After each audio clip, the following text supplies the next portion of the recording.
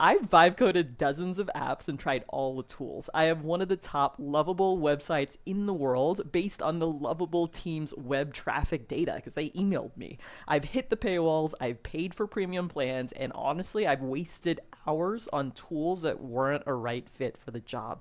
By the end of this talk, you'll have a crystal clear, simple framework to choose the perfect AI tool for your idea so you can validate it fast and avoid the frustrating dead ends I hit. So first, I'll map the entire tool spectrum for websites and web apps, and then I will tackle the totally different game of mobile apps because my recommendations are actually very different for mobile app development. And finally, I'll share the critical mindset shift that makes all of this work. So let's start though with what is vibe coding. So just assuming you don't know anything about vibe coding, what does this term even mean? All this means is that AI is coding and building the product for you. And I actually like to distinguish two different terms: vibe coding versus AI assisted coding. Vibe coding to me means near 100% AI doing the coding. Most people though who are technical or working on complex existing projects are more around here, what I call AI assisted coding. This is where I live with my product because it's complex. It has lots of users.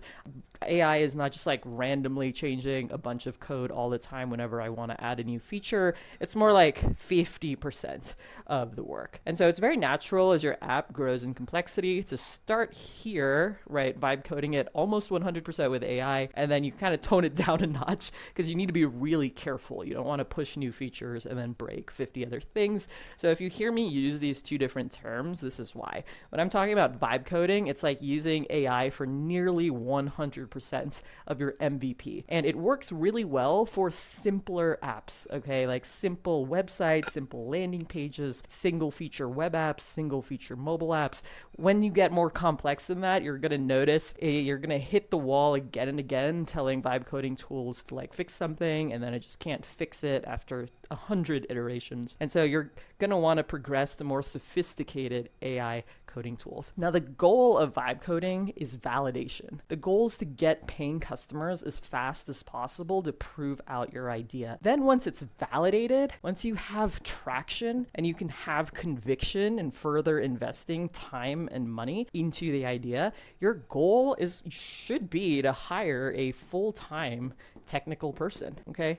So I personally not a proponent of the theory that vibe coding replaces developers. The purpose of vibe coding is to help you validate your idea fast and cheap, and also try lots of different ideas before you burn out in terms of time, energy, and money. And when you find an idea that is worth doubling down on, I absolutely recommend hiring a full-time technical person to help you maintain it, build new features, and scale it properly.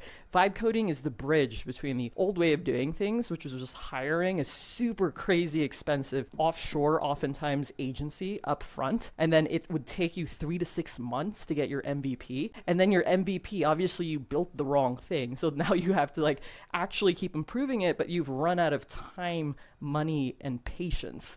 Okay, that was the old way of doing things. The new way of doing things with vibe coding is you can test lots of ideas very cheaply and quickly compared to before. And then you double down on the idea that seems to be getting organic traction and momentum and hire a full-time developer to help you take it to the next level. Before I get started on the flow chart, I also want to talk about the number one biggest mistake I see vibe coders make. And I've made this mistake. Technical people also make this mistake. Very experienced product people still make this mistake. The biggest mistake is that your scope is way, way, way too large. Way, way, way too large.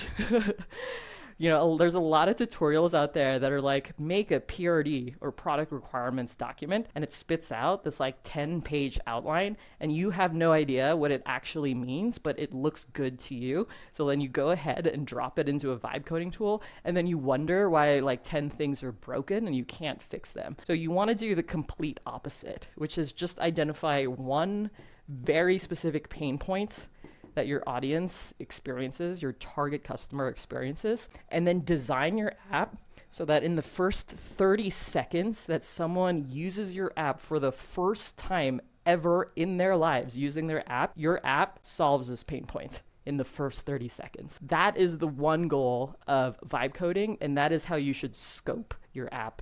A lot of people, like I said, they make the mistake of creating this massive what they call a product requirements document. And it's like massive. It just contains so much stuff in there, you don't even know it's in there. What you really should do is just start with like one simple sentence when you're vibe coding it. Just like, what is the one feature that you are trying to build? Okay. And then once it builds that, test it like a lot until it works. And then you can add one more thing you're trying to build. But it just like keep it really simple to one sentence only. That's basically this loop. One sentence, test it very heavily, make sure everything works, make sure you understand what's going on in your own app, and then you can add one more tiny thing that is literally one sentence and just repeat this over and over again. Okay, so that's the biggest mistake I see everybody make with coding tools. Now I'm going to talk about how to actually choose vibe coding tools, because this is the question I get all day long. Like, which AI coding tool should I choose? Which is the best one for me, for what I'm building, for my budget, etc., etc. We're going to talk about two different approaches though, because I actually have very different recommendations if you're building for the web versus if you're building for mobile.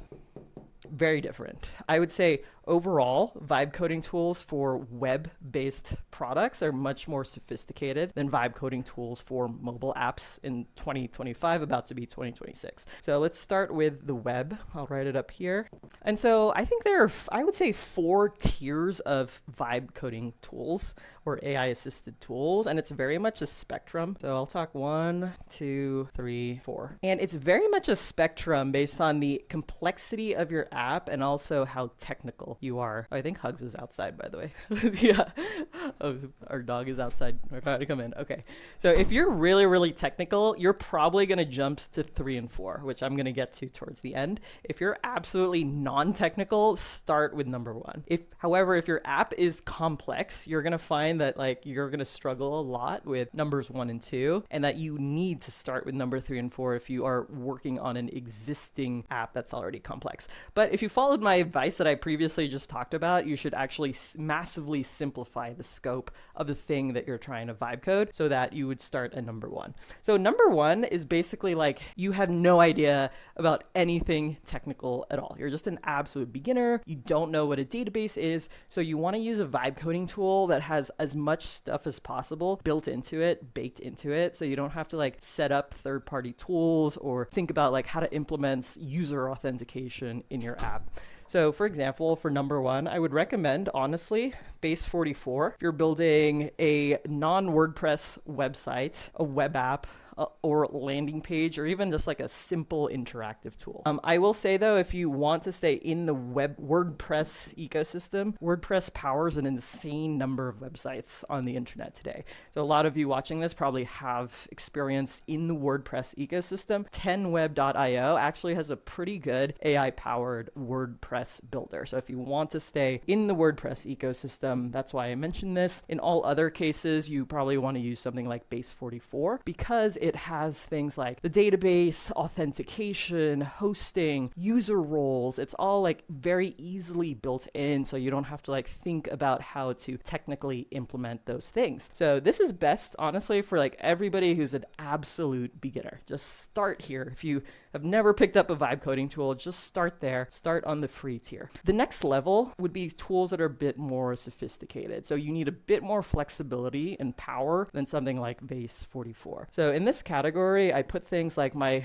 current favorite vibe coding tool. It's called Emergence. This is also where Lovable would go, as well as Bolt.new. Okay, so these 3 tools tend to be the trifecta I recommend for this category. Many of you watching who have a little bit of experience in vibe coding, you probably live at this tier number 2. And the neat thing about Lovable, Emergent, Bolt right now is that they have a managed backend for you. So Lovable Cloud, for example, was recently just released, and it automatically manages and sets up Supabase for you. And if you need an additional level of control, like if you want direct access to Supabase to manipulate it, update it, you can connect your database Supabase directly to Lovable and Bolt, and it will still manipulate it. It can, update the schema, it can add records, it can delete stuff from the database, but you still have full control. But the con there, the disadvantage is like once you start talking about Supabase and external database, now we're talking about connecting multiple third-party tools together. It's just a little bit more technical than if you lived up here in number 1, but you do get a lot more power and flexibility. The reason why Emergent is actually my current favorite vibe coding tool to recommend is because it can build both mobile apps and web apps. And honestly, the UI you get is just like really, really fun and looks really, really good. So this is the one that I currently have a lot of fun with, and I recommend people to try it out if you haven't yet. Okay, so number three is kind of the next level. So when do you transition from 2 to 3? This is what happens. Like you go along vibe coding, you're like adding features, but then your app becomes just a little bit more complex to the point where you add a feature and then 3 other things break and you don't know why. Like you don't know why these vibe coding tools can't implement the thing you're trying to do. Or maybe you have a critical bug and it just can't quite fix that without also breaking 3 other things. If that is happening to you and you're like burning a lot of credits and wasting a lot of time waiting for the vibe coding tools to get it right, that is a pretty good indication and trigger to try the next level of tools. So these are called AI IDE, but it basically means it's like a code editor that developers use. And the most popular ones for 2026 are still Cursor and Windsurf. They're both very similar, but if I had to choose only one, I would probably choose Cursor. Windsurf, I don't know if they get acquired or they've been trying to be acquired. That makes me a little bit hesitant on the future of the company. So if I had to choose only one, it would be Cursor. Okay. And the really neat thing about Cursor is it's an AI-powered editor, which means like you're working side by side with AI. You tell it to do something, you're going to see all of the files it changes, and you really should be active, like reviewing and accepting each change. You're still very much in the driver's seat where AI is your co-pilot. Now, that's a really big difference from number 2, because in number 2, these tools, you can technically look at the code. Like you can do that. But the entire way these 2 tools, these categories 1 and 2 are designed is to abstract all of that away so that you don't actually have to look at the code. But the downside of that is when things start going wrong and you have no idea what's happening in your own code base, you get stuck. Like a lot of people honestly just get stuck at step number 2 and they don't know what to do next. So they ask me like, hey, should I hire a developer? And I'm like, well, did you try number 3? Like try this first. Okay, so again, if you're getting stuck with these vibe coding tools again and again, you're burning lots of credits, spinning your wheels and going in circles, that is good indication to try step 3. So to use a tool like Cursor is what I would recommend. Okay, now the final step is your app is actually so complex now. Hopefully this means you have lots of users, because you really shouldn't get to step 4 if you are non-technical and trying to vibe code an MVP. Like if you have to be at step 4, your scope is just way too bloated and you should massively cut down your scope and start over at step 2, my honest opinion. But step 4 is when you care the most about code quality. The reason for that is because you have live paying users and you cannot afford to just push a feature and break 5 other things and have no idea what's going on in your code base. Like you absolutely need to understand, or have someone on your team understand, how the code base is architected, the best way to implement new features to ensure maintainability, and also to continuously refactor code that is getting sloppy, what they call spaghetti code. So step 4, when you care the most about code quality, you transition to a tool like Claude Code, and you can have it within an editor as well. So it's going to feel exactly like Cursor. A really common editor is called Visual Studio Code, and it now has a really nice Claude Code integration. So it literally looks and feels exactly like Cursor, which is great, but you're going to get the highest quality code results using something like Claude Code. Alternatives are like OpenAI Codex and Gemini 3 CLI. I've heard great things about them as well, but like I personally use Claude Code on a daily basis. I pay $200 per month for the max plan, and it's absolutely worth it. I cannot imagine using any of these tools to actually build and support like a production level product. So yeah, that is a recap of tiers 1, 2, 3, 4. And again, it's where you start is a function of your technical background. Like if you're pretty technical, you're probably going to skip these 3 and just start with Claude Code, right? That would be pretty normal. But if you're absolutely non-technical, this stuff scares you, but you know what you want to build, like you have the domain expertise, you know what you want to build, just start at step number 1. The other thing I'll mention is that it's perfectly okay to rebuild stuff all the time. Like I have met people who just throw away what they're working on and start over from scratch, and they're better for it every single time. Because the first time when you know nothing, you don't even know what you're building really, but you go through the exercise of using a vibe coding tool, and then by the end of that 3 weeks or whatever, you have number 1, a much clearer vision of what you want to build and what's important in that first MVP. And number 2, you just have a bit more technical knowledge of like what is going on here in this vibe coding thing. What is AI doing? What is a database? What is an API call? And so even if you have to restart your MVP from scratch, don't think of it as a failed effort. Like as long as you're learning with every single MVP and like learning a little bit more technical stuff as well, how everything ties in together, that's perfectly okay. And honestly, be realistic about timeline. So if your app is more on the complex side, like it can easily take months, especially if you have no technical background, right? So that's why I encourage people to like keep the scope as small as possible so that you can actually build it within steps 2 and 3, right? And then launch it within a month or 2. Okay, so that's for websites. So that's kind of my decision-making framework when somebody comes to me and they're like, hey, I don't know which AI vibe coding tool to choose. Like that's how I would like walk through. I'd try to understand what's their technical background, what is it they're trying to build, and then make a recommendation on the correct tier accordingly. Okay, next we're going to talk about mobile apps.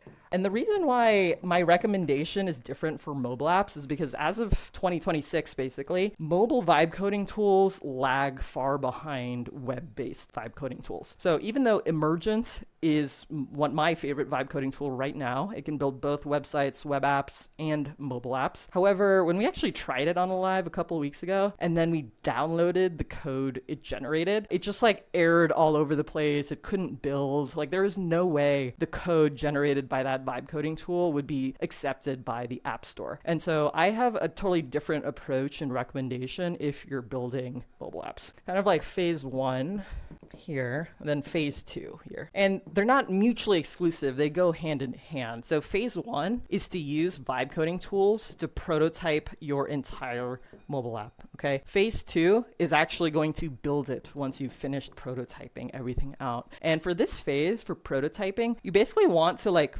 build your entire flow, build the UI, get a demo that basically works. It just doesn't have a backend. It's not saving user data. It's not doing things like that. But you can prototype your entire app. My favorite for this is, again, Emergent, just because it looks so good, honestly.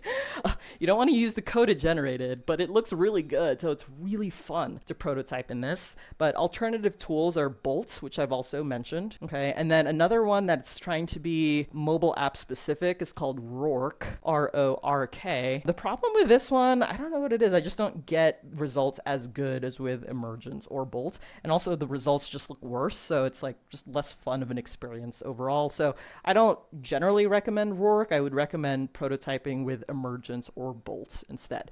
And then once you've like finalized every screen in your mobile app, what you're going to do is take screenshots and then drop it into Claude Code. Take a screenshot, like literally 1, 2, 3, 4, 5 screenshot of every screen in your mobile app, drop it to Claude Code and tell it to build the mobile app for you. This is what I would recommend because vibe coding tools for mobile apps are just not there. Mobile apps, you have to actually apply to the App Store. There's a quality standard. You can't just have like lots of broken, outdated libraries and miss a bunch of requirements. And so that's why mobile apps are a bit different from web apps as of now in 2026. 2026. With Claude Code, you're going to get out of the box just like way, way, way higher quality code that will actually pass the App Store. You know, you'll have to fix things here and there, but you have a good shot at actually passing the App Store, unlike some of these other vibe coding tools where literally the code you download is just totally outdated libraries. It would just not even be submitted to the App Store. So that's my recommendation for mobile apps. Again, try to keep it simple, right? The underlying thread for all of this, whether it's a web app or mobile app, is to keep the scope of your vibe coded app as simple as possible, because the biggest mistake I see people trying to vibe code is just stuff that's way too complicated, given your technical ability. Like, obviously, if you have been an engineer for 20 years, what you consider simple is just going to be very different from somebody who has no idea what a database is, right? So adjust accordingly. But even still, I would recommend the exercise of thinking about what is that one pain point that you're trying to solve for your customers, and can you solve it within the first 30 seconds of your app. This exercise is going to force you to cut out most of the features that you think are essential. And honestly, if you can get this right anyway, your app has a much higher chance of success, because you're going to see very quickly, do people care enough about this pain point to download your app? Okay, your app claims it can solve it. Did it solve it within the first 30 seconds? If it did solve it, was it valuable enough that people came back again to solve the pain points again tomorrow or in an hour or whenever they experience the pain point again? So to recap the decision framework, if you're building a website or web app, right, start with tools that don't require any technical knowledge. So base 44 for non-WordPress, 10web.io if you want to stay within the WordPress ecosystem. The next level would be like Emergent, Lovable, and Bolt. These all have built-in managed backend and database. With Lovable and Bolt, you can actually connect your own Supabase database, so you have full control. If you're finding you get stuck all the time, transition to an AI-powered IDE, such as Cursor is the one I would recommend over Windsurf. And when you're finding that this one gets stuck all the time, then transition to a tool like Claude Code within Visual Studio Code, which is your IDE. And then for mobile apps, just break it into two separate phases. Number one, prototyping. By the way, you can build this entire prototype and still share it with people without having to launch it to the App Store. So that's another thing to mention. Like Emergent, Bolt, Rourke, you can just publish it online. You'll get a unique URL. You can start sharing that with like your target audience without having to actually submit it to the App Store. So I consider that all part of phase one prototyping. The goal is like, can we figure out something that works here that actually solves somebody's problem?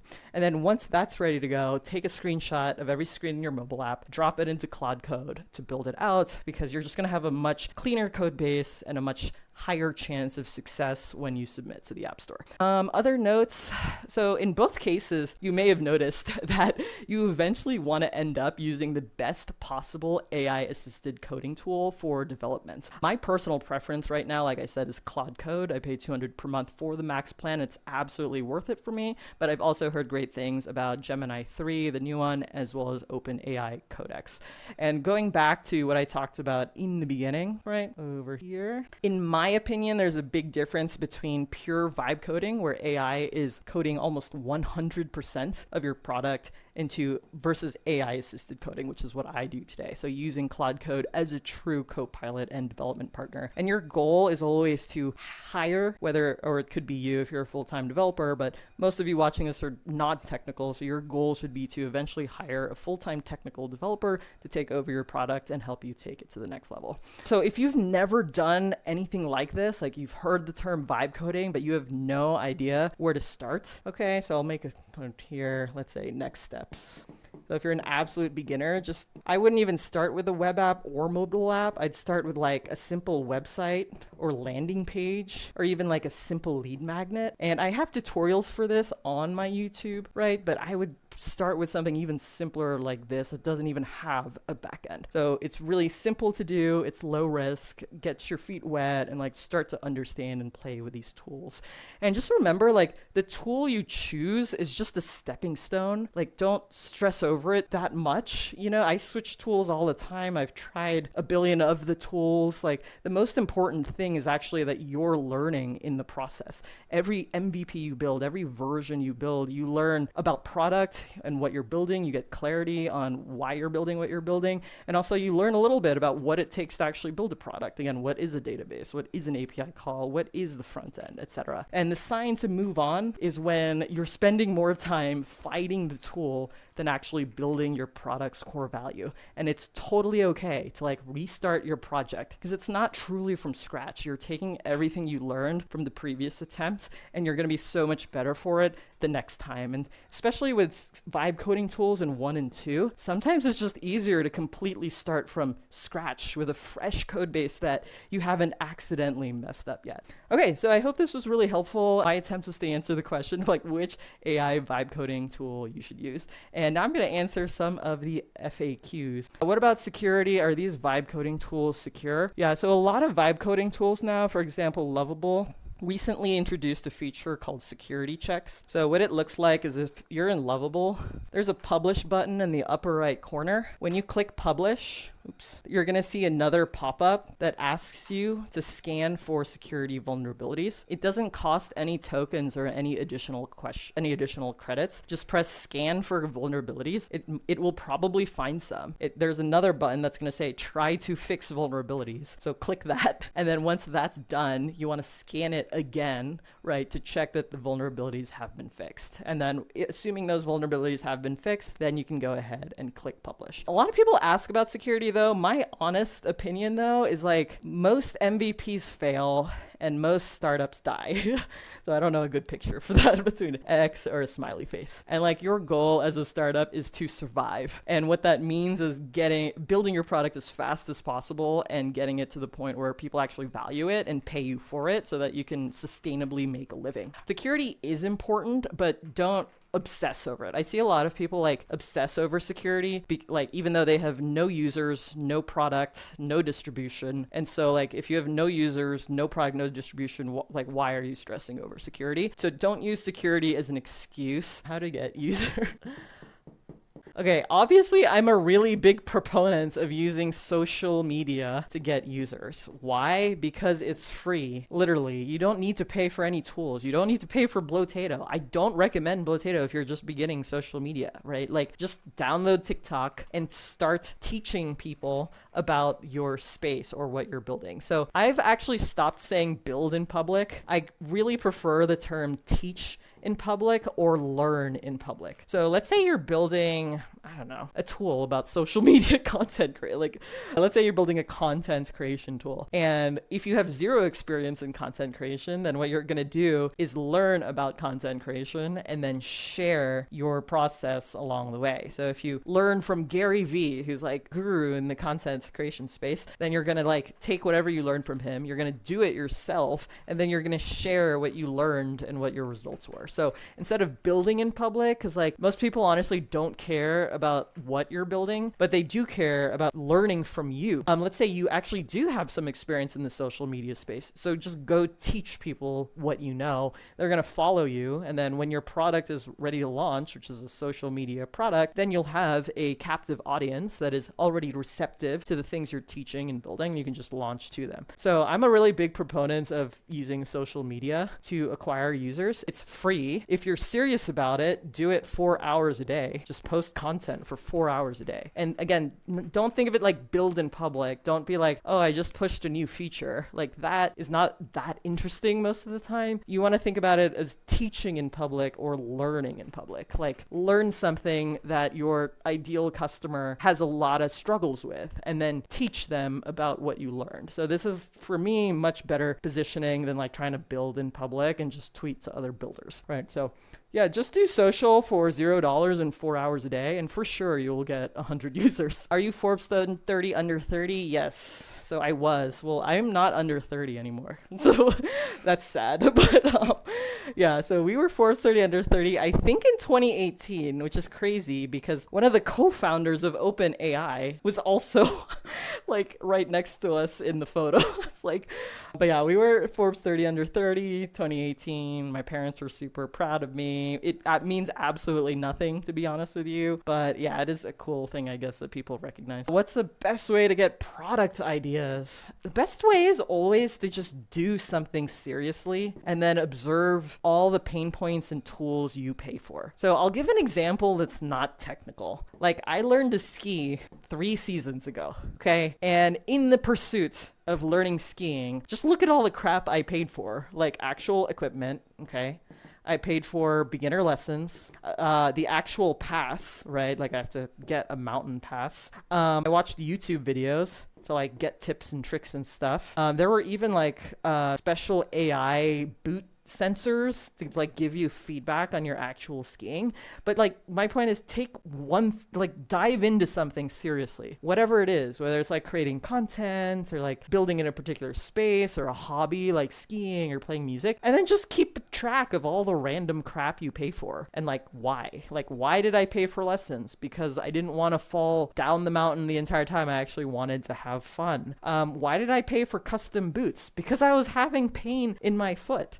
Why did I watch YouTube videos? Because like, carving looked really cool and I didn't know how to do it, and I like couldn't figure out how to do it. Keep track of all of these pain points, and then you'll observe things that like you could potentially build a solution for. So like, before we started making content, one idea we were really excited about, so my husband snowboards and I ski. We had this idea called Steeps, where you take a video of yourself, you have a friend take a video of yourself skiing or snowboarding, and then you submit it to a marketplace of coaches that can give you feedback based on the video. And obviously you could do some cool like AI things with this today. This is still a great idea.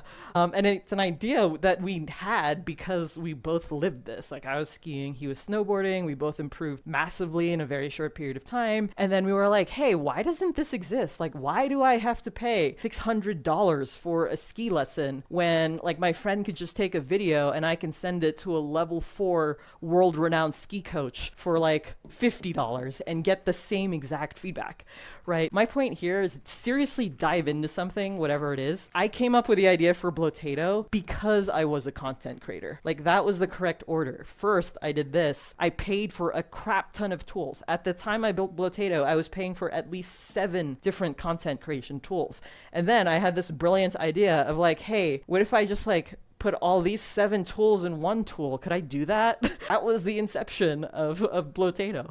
So whatever it is, just choose something and dive in. Like, it could be running an Etsy store. It could be making music. Like, whatever it is, just dive into it for a full year and just keep track of your pain points, all the random stuff you're paying for, why you're paying for it, and things that should exist, that feel like they should exist. How do I know if my code is spaghetti? That's funny, the question. So if you're non-technical and you're using a vibe coding tool, your code is nearly 100% guaranteed to be spaghetti code.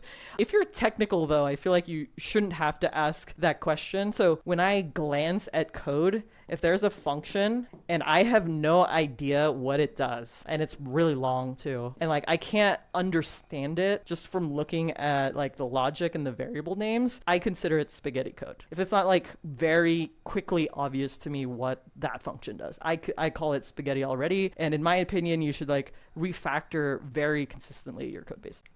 Is vibe coding without knowing how to code pointless unless you stop at an MVP stage? I think you just need to reset the expectation of what this is all for. The purpose of vibe coding is to test small, not big, small ideas, cheap, like literally way cheaper than ever before, and also way faster than ever before. That's the point of vibe coding. It's really powerful if you have an audience because you can test small ideas very cheap and very fast, and you launch it to a captive audience of people who can try it immediately and give you feedback. But this is the point of vibe coding. I think if your expectation is much more than this, then yeah, you will be disappointed with vibe coding. But if this is your expectation, this is what vibe coding can do today. Don't expect it to build like an enterprise product like Salesforce. Like, it's just not going to do that without significant human involvement. And in that case, I'd call it AI assisted coding, not vibe coding anymore.